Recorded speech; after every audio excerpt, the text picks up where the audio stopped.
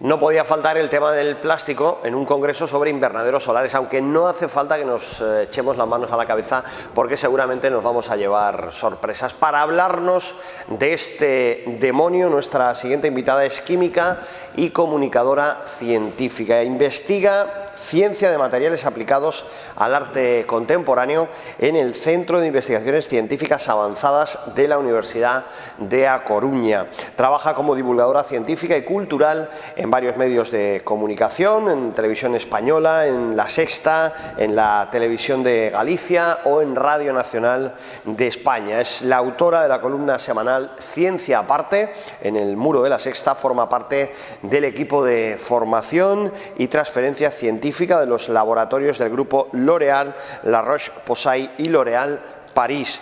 Autora de libros, todo es cuestión de química, que se le van las vitaminas y no tocar. La editorial Paidós ha recibido los premios Bitácoras, Prisma y Tesla, entre otros. Con todos vosotros, hoy en este congreso de la mano de Q-Solar, la demonización del plástico, a través de Débora García Bello. Débora Ciencia, muy buenas. Muy buenas tardes. Edad de piedra, edad de cobre, edad de bronce, edad de hierro. Nunca un material en su tiempo fue considerado un residuo en su mismo tiempo. Cuando voy a la playa, por ejemplo, y me encuentro con cosas por ahí tiradas, entremezcladas con la arena, cuando veo un plástico, enseguida siento que es un residuo. O sea, lo percibo como contaminación y de hecho es contaminación. Pero no tengo la misma sensación cuando, por ejemplo, veo un trozo de vidrio, ¿no? Ese típico trocito de vidrio que ya está esmerilado, que ya está totalmente erosionado, de color verde. Hay incluso gente que los colecciona, ¿no? Esos pedacitos de vidrio de colores, y los percibimos como algo bonito. Rara vez pensamos en ese vidrio como contaminación. Y lo mismo ocurre con materiales cerámicos en general, ¿no? Pues los típicos cantos naranjas que realmente son pedazos de ladrillo, o piedras que son de hormigón. Los materiales cerámicos, los hormigones, no los percibimos como contaminación, igual que percibimos los plásticos. Y comento esto porque creo que lo que percibimos como residuo es una percepción estética. O sea, hay una dimensión estética en qué llamamos residuo y a qué no.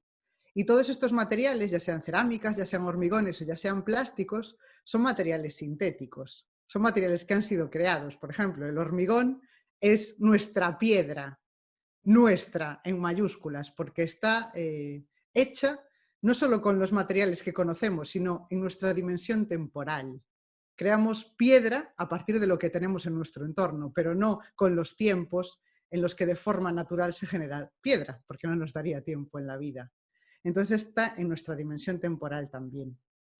Cuando observamos los plásticos, por ejemplo, si observamos el terreno de Almería, hay 30.000 hectáreas de invernaderos, 30.000 hectáreas cubiertas por plástico. Y aquí también hay un problema de percepción, porque ¿por qué percibimos esos plásticos o por qué hay gente que percibe esos plásticos de los invernaderos como si fuesen una suerte de ataque a la naturaleza? No nos ocurre lo mismo cuando vemos, pues, por ejemplo, una aldea, ¿no? Una zona rural en la que de repente hay una zona en la que hay casas construidas. No percibimos a las construcciones en piedra como si fuesen un ataque a la naturaleza. Ni siquiera percibimos así ya, ni siquiera las ciudades. Solamente somos conscientes de los espacios que ocupamos como ciudades o como aldeas, pues cuando nos subimos a un avión y es de noche y vemos las luces desde el cielo. En ese momento sí que lo percibimos así. Esto realmente tiene unas raíces filosóficas, ¿no? Esta romantización de la naturaleza, esta definición presocrática de que la naturaleza son todas las cosas, pero estamos dejando fuera de esa ecuación a nosotros mismos, como si no formásemos parte de esa naturaleza. No solo a nosotros mismos, sino a lo que nosotros creamos. Dejamos fuera a lo creado, como si no formase parte de la naturaleza. Una de las cosas que quiero trasladar en esta charla es que el impacto medioambiental no se puede quedar solamente en esa percepción estética de qué es un residuo y qué no. Hay que profundizar un poco más. Y la el impacto medioambiental se mide, como todas las cosas en ciencia. En ciencia se mide, y se mide en una variable que se llama análisis del ciclo de vida, que viene a ser un balance ecológico del impacto medioambiental de un producto durante todas las etapas de su vida. O sea, desde que extraemos las materias primas hasta qué producimos, qué usos les damos, si lo reciclamos, si ese material lo revalorizamos, cómo se gestionan los residuos. Hay que hacer el análisis de toda la vida, por eso se llama análisis de ciclo de vida, de cada uno de esos materiales para valorar, midiendo cuál es realmente su impacto medioambiental. Esta es la parte más importante de esta charla. Por ejemplo, en los invernaderos se utilizan diferentes tipos de plásticos. Voy a referirme siempre a la palabra plástico, aunque como química debería decir polímeros, porque plásticos es solo un tipo de polímero, pero para que todo el mundo me entienda, voy a utilizar la palabra plásticos. En los invernaderos se utilizan plásticos que realmente, si analizamos su ciclo de vida, tienen bajo impacto medioambiental. ¿Por qué? Primero porque duran muchísimo. Como plásticos. Se utilizan, por ejemplo, en los invernaderos con plásticos flexibles, se utiliza PVC, se utiliza polietileno, y claro, son plásticos que están sometidos a muchísima radiación solar, a altas temperaturas, y aún así resisten del orden de 2 años, que esto es mucho para la vida de un plástico. Los invernaderos rígidos resisten todavía más. En los invernaderos rígidos se utilizan pues, PVC, metacrilatos, poliésteres, y tienen una larga duración, por encima de los 3 años todos ellos. ¿Qué es lo que se utilizaba antiguamente, antes de los plásticos modernos? Los invernaderos eran de vidrio, y ahora pensamos en el vidrio y claro, tenemos la mirada tan educada a no sentir el vidrio, a no percibir el vidrio como si fuese un material contaminante, que hasta nos podría parecer una buena idea volver atrás. Sería una atrocidad. El vidrio que se utilizaba era un vidrio impreso, es rugoso por un lado y es un vidrio que está liso por otro. Era liso por la parte de fuera para que entrase bien toda la luz, y rugoso por la parte de dentro para que se difundiese, ¿no?, toda esa luz hacia el interior. Pero ¿qué pasa con el vidrio? Primero, se rompe con muchísima facilidad. Por ejemplo, una zona en la que graniza, el vidrio se va a quebrar fácilmente.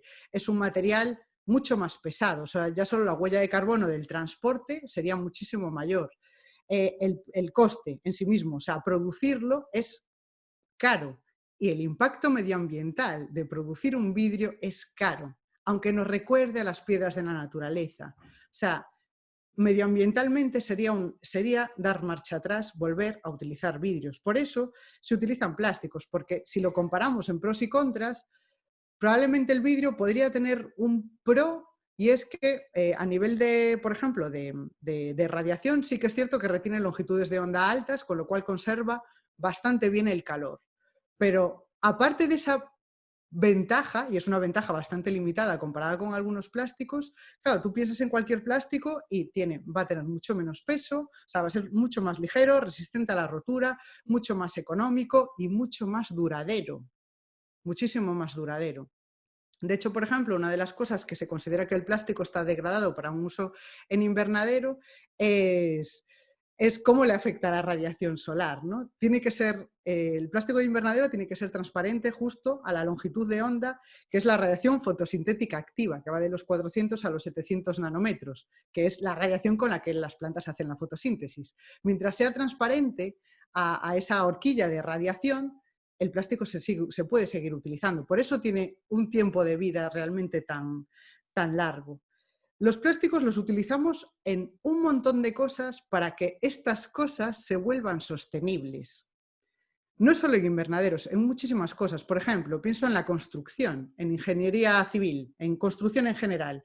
Tenemos las casas llenas de plástico invisible. Por ejemplo, el plástico que ponemos en las ventanas, ¿no? O para simplemente mantener el calor, o sea, que no se pierda el calor. A nivel de impacto medioambiental, utilizar plásticos en construcción es un avance sí o sí, y no lo percibimos de esa manera. De hecho, por ejemplo, ahora mismo se utilizan hormigones con fibras de vidrio, con fibras de polímeros plásticas, para darles flexibilidad, ¿no? Que sean más flexibles, más resistentes a la flexión y a la tracción.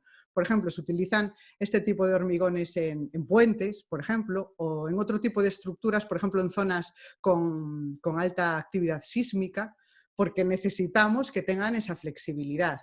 Y en cambio parece que hay que como que convencer, no, utilizamos residuos plásticos, como si hubiese siempre que justificarlo a través del reciclaje o algo así, cuando los plásticos en sí mismos son en sí mismos soluciones que hacen que cosas que ya conocemos se vuelvan mucho más sostenibles.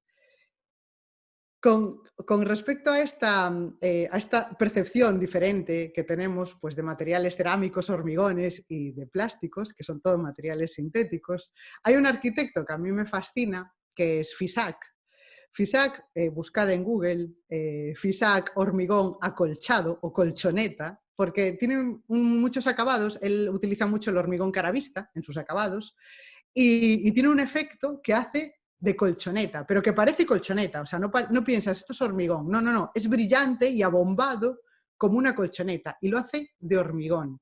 Pues para hacerlo así utiliza un encofrado especial. El encofrado es el molde en el que el hormigón fragua, ¿no? Ese molde normalmente suele ser de madera, por eso el hormigón caravista tiene esas huellas, ¿no?, de las tablillas de madera que hacen de encofrado. Pues en el caso de Fisac utilizaba plástico para hacer esos encofrados. Y el plástico que utilizaba es polietileno de 800 galgas, que es el plástico que más se utiliza, de hecho, en invernaderos.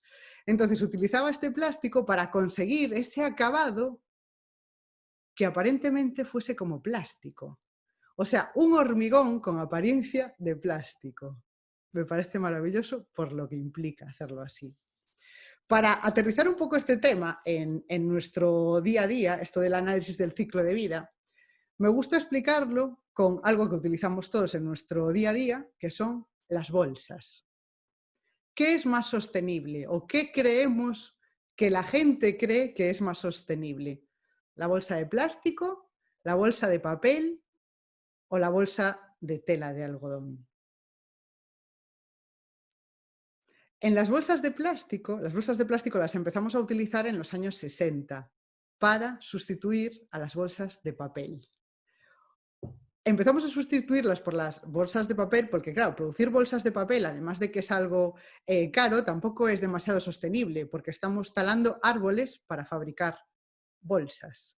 Por lo tanto, empezamos a utilizar plásticos para hacer bolsas. Además, era algo sensato porque hay una fracción del petróleo que no se utilizaba.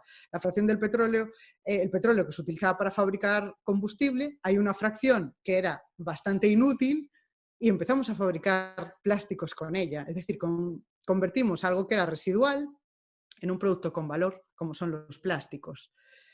Con ello no teníamos que talar árboles, era mucho más barato y mucho más ligero. De hecho, una bolsa de plástico es muchísimo más resistente que una de papel. Es decir, para tener la misma resistencia entre una bolsa de papel y una de plástico, la de plástico puede ser hasta 10 veces más ligera que la bolsa de papel para ofrecer la misma resistencia.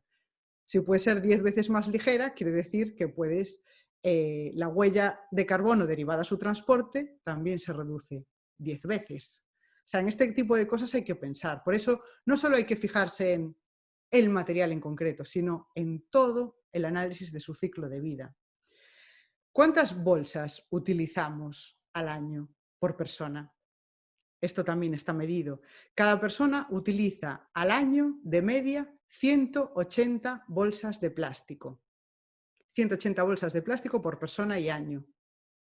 En 2008 utilizábamos 300 bolsas por persona y año. O sea, este descenso del 60% no es casual. O sea, sí que hay esa parte de concienciación, de uso responsable y que también nos cobran las bolsas en el súper. O sea, ese tipo de cosas sí que ahora utilizamos bastante menos. ¿Cuál es el problema de ese plástico? El uso que hacemos de él. El 80% del plástico mundial acaba en el mar.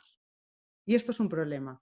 No es un problema especialmente de Europa o especialmente de España, porque de hecho casi todo el plástico que acaba en el mar, que anualmente son unos 8 millones de toneladas anuales que se vierten al mar, ¿quién vierte esta cantidad de plástico al mar?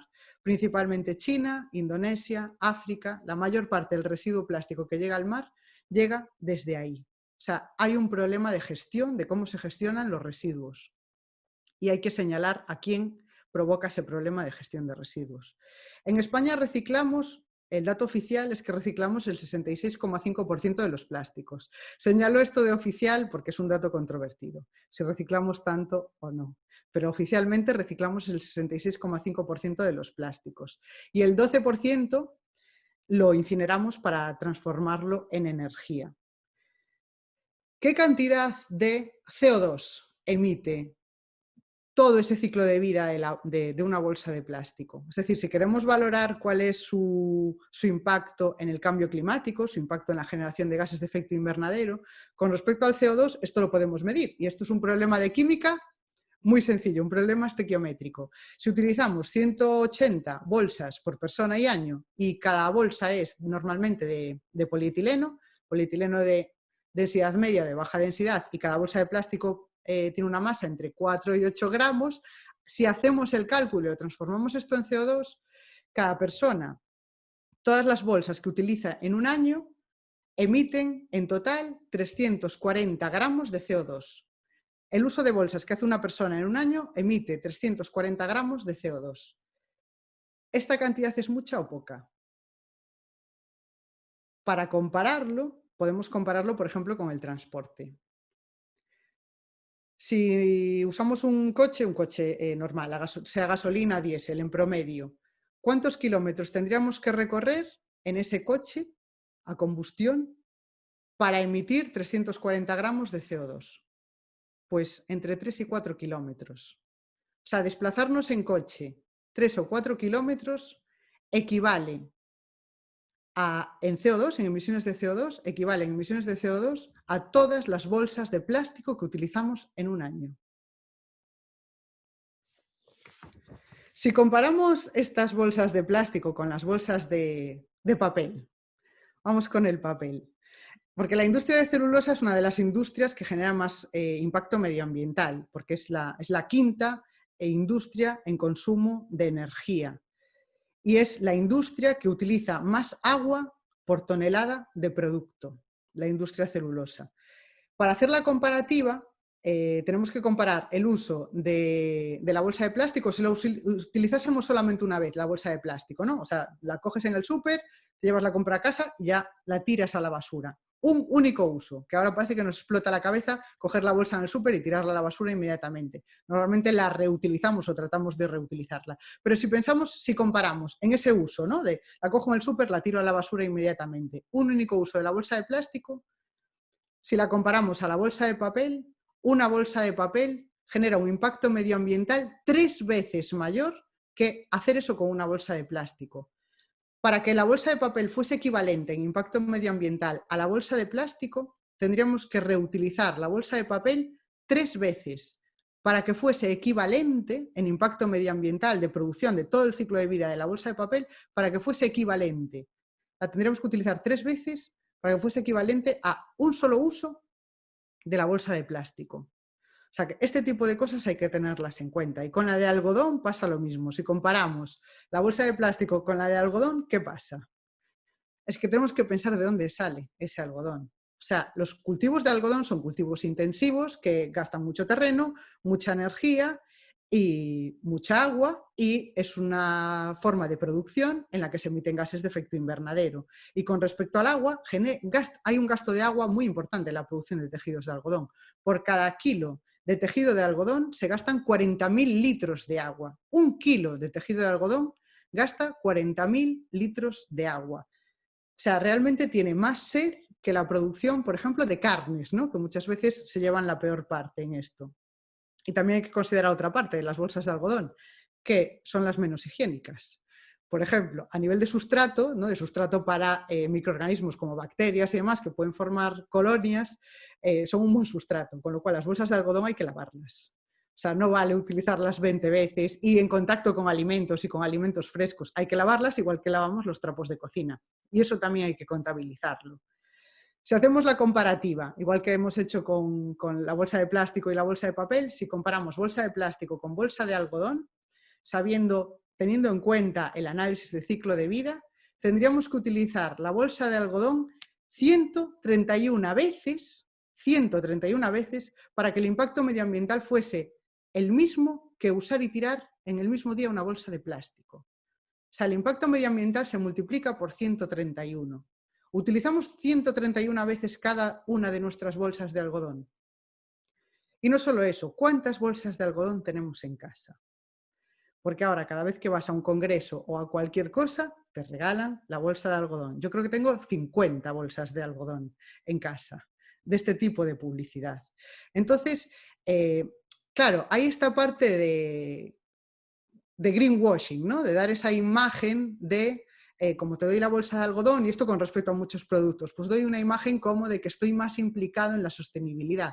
Pero realmente es totalmente anticientífico. La decisión que estás tomando es anticientífica porque no estás teniendo en cuenta el impacto medioambiental real de ese material y del uso que se le va a dar a esa bolsa. Porque todos tenemos decenas de ese tipo de bolsas en casa. No nos da tiempo a utilizarla 131 veces para que equivalga a ese uso que daríamos a una única bolsa de plástico. Entonces, hay que sumarlo absolutamente todo. ¿Cuál sería la solución ideal con respecto a las bolsas?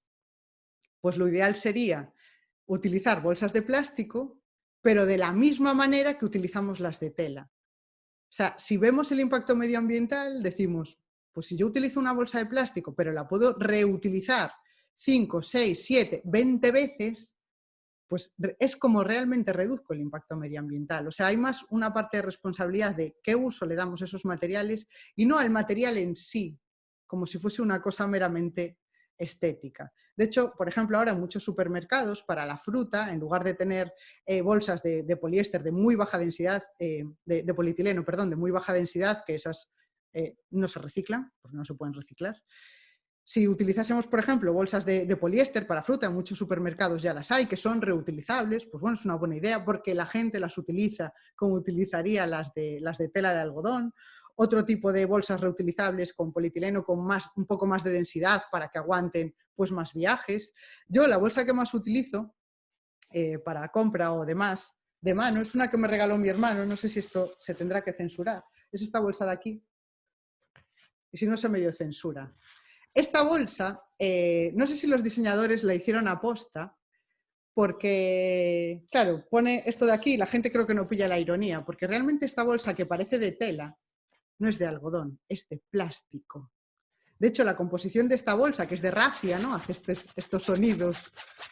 Estos son bolsas de rafia. Las bolsas de rafia normalmente son todas de plástico. Esta en concreto es de polietileno y polipropileno. Es una bolsa de plástico que yo utilizo muchísimas veces como si fuese una bolsa de algodón. Esto sí que es de todo lo que podremos utilizar el compendio de lo que realmente es más sostenible. Entonces sí que podemos hacer este tipo de elecciones. Hay un problema que está en la actualidad extendido por todo, en todos los ámbitos del saber y en absolutamente todo, que es el problema de la frivolidad. La guerra contra el plástico actualmente está siendo una guerra frívola, porque no se puede combatir los problemas que tenemos de sostenibilidad cambiando el cepillo de dientes de plástico por un cepillo de dientes de bambú. O sea, es una elección absurda. Ese tipo de cosas son absurdas. Es una elección absolutamente frívola. No estamos hablando de ese tipo de cosas. El tema es muchísimo más serio. Tenemos encima un problema tan serio y tan grave como el cambio climático. Hay que combatirlo con ciencia. No podemos permitirnos combatirlo con frivolidad. Muchísimas gracias. Muchas gracias, Débora. Ha sido ¿De tiempo fue bien? No lo sé.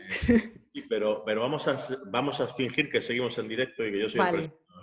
presidente. Es por medir los tiempos, sobre todo, ¿vale? Ok. Entonces, muchas gracias, Débora, por tu charla. Ha sido realmente interesante. Y entramos ahora en tiempo de preguntas. Tenemos, yo creo que tiempo para que nos respondas a 2 o 3 cuestiones.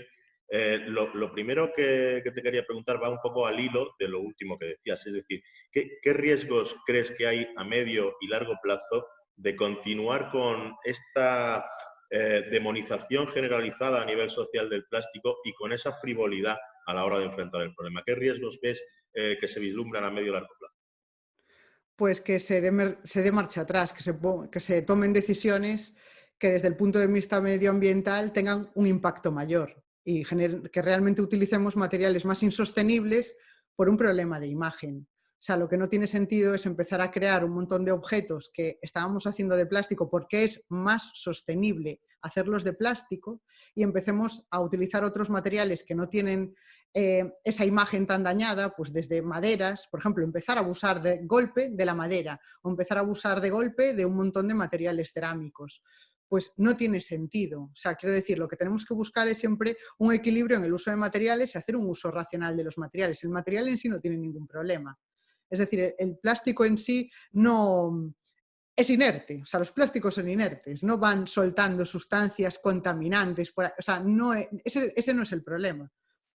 Entonces, claro, si seguimos con esta demonización, al final, pues eso, acabaremos optando por soluciones que realmente son menos sostenibles, pero que mucha gente no los percibe así. Por ejemplo, una decisión responsable en una industria, ¿no? Pues en lugar de utilizar, en industria cosmética, por ejemplo, en lugar de utilizar envases de plástico, que digan, pues vamos a utilizar envases de plástico, pero de plástico reutilizable, ¿no? O reciclado, ¿vale? Seguimos utilizando el mejor material para envasar un producto cosmético, porque es inerte, porque no va a interactuar con el producto, es el más seguro, es el más ligero, que luego hay que transportar las cosas.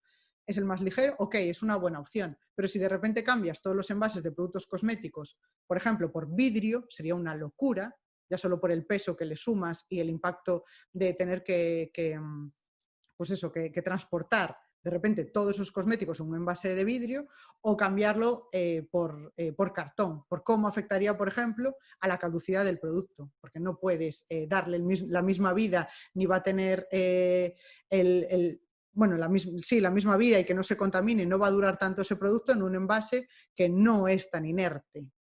Entonces, bueno, se pueden tomar decisiones incorrectas solo por cuestión de imagen. Bien, algo que quizás la gente cuando demoniza el plástico, cuando se queja del plástico, algo que quizás no sepan es toda la tecnología que hay detrás, todos los procesos de I+D+I y todo el conocimiento agregado que genera todo este mundo del plástico. Quizás sería una de las formas para cambiar esa percepción negativa del plástico, comunicar toda esa tecnología relacionada.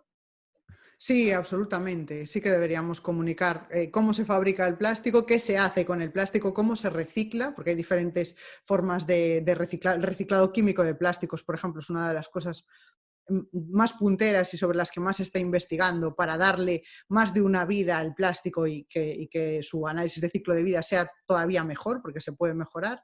Entonces, cuanta más divulgación se haga, mejor. Esto es en general en todas las cosas en la vida. O sea, cuanto más conoces los procesos de un producto, en este caso de este material, más lo vas a entender y más lo vas a respetar como material. Porque si no, claro, nos quedamos en una imagen totalmente superficial, ¿no? No, el plástico está mal y ya está, vale, pero ¿por qué? Reflexiona, ¿por qué? ¿De dónde sale? ¿Cómo se produce? ¿Qué se hace con él? ¿Qué soluciones está aportando? ¿Hay otro material que pudiese darte una solución mejor? Y muchas veces no la hay. Entonces, sobre esto hay una labor pedagógica importante. También hablabas antes del reciclaje de plásticos en torno a un 60% en España. En toda esta zona de invernaderos solares de la costa de Granada y de Almería, que al final está todo el terreno de producción está muy concentrado, pues hay plantas para reciclar y reutilizar todo ese plástico y se calcula que en torno al 85% se está reciclando en la actualidad, que creo que es una cifra para, en principio, estar orgullosos, aunque habrá que ir a más. Pero aparte, ¿qué otras vidas tiene todo este plástico reciclado? Antes hablabas de la arquitectura. No sé si también tiene el uso del plástico en el arte. ¿Cómo lo ves? Sí, a ver, el plástico se utiliza para muchísimas cosas. Claro, yo hablaba de la construcción porque es uno de los temas que sí que más conozco en el que se está utilizando plástico reciclado, pero por ejemplo, se están haciendo de plástico con reciclado químico, se están haciendo pues hasta colchones, por ejemplo. O sea, por ejemplo, o sea, cosas del día a día que se pueden volver a reconvertir, o sea, a revalorizar ese material. hay muchísimos plásticos que lo permiten, entonces pues en muchísimas cosas. En el arte, por ejemplo, sí que se hace arte con plásticos. Claro, es que plásticos es una palabra muy grande, o sea, porque muchas pinturas son plásticas, por ejemplo. O sea, acrílicos y demás ya son pinturas plásticas. Pero claro, lo transformas en pintura, lo llamas acrílico y ya no piensas en el plástico que todo el mundo tiene en la cabeza. Pero hay un montón de tipos de plástico, gomas, etcétera. O sea, se utilizan muchos plásticos. Pero bueno, el problema que estamos teniendo en el arte contemporáneo es cómo se degrada ese plástico, ¿no? La forma de envejecer, porque no se percibe de forma estética. Por ejemplo, cómo envejece un metal, cómo se oxida, es algo que tiene su atractivo desde el punto de vista estético y desde el punto de vista artístico, ¿no? Cómo oxida un metal, incluso cómo envejece el hormigón o cómo envejece la piedra, ¿no? O sea, yo qué sé, pensamos en el peine del viento de Chillida, ¿no? O sea, ya es en sí mismo envejecido y sigue envejeciendo.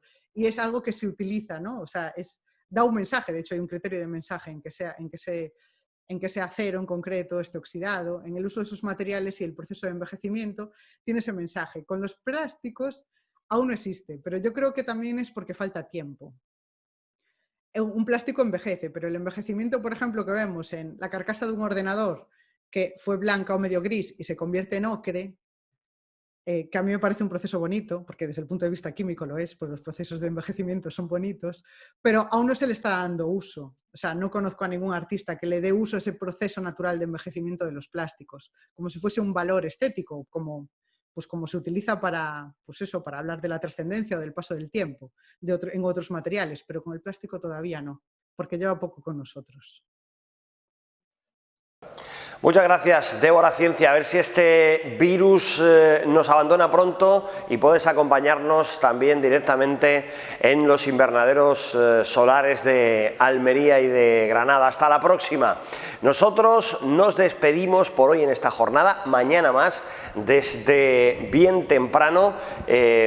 Ya saben que si no se suman, después podrán seguir también todos los contenidos en la web del Congreso, pero nunca podrán decir que fueron los primeros en escuchar todo lo que se tiene que contar de la mano de los protagonistas. Este es un Congreso que viene avalado por un programa europeo de información y promoción, Cube Solar, y que cuenta con la cooperación, con la coordinación y con la cofinanciación de la Unión Europea. Hasta mañana.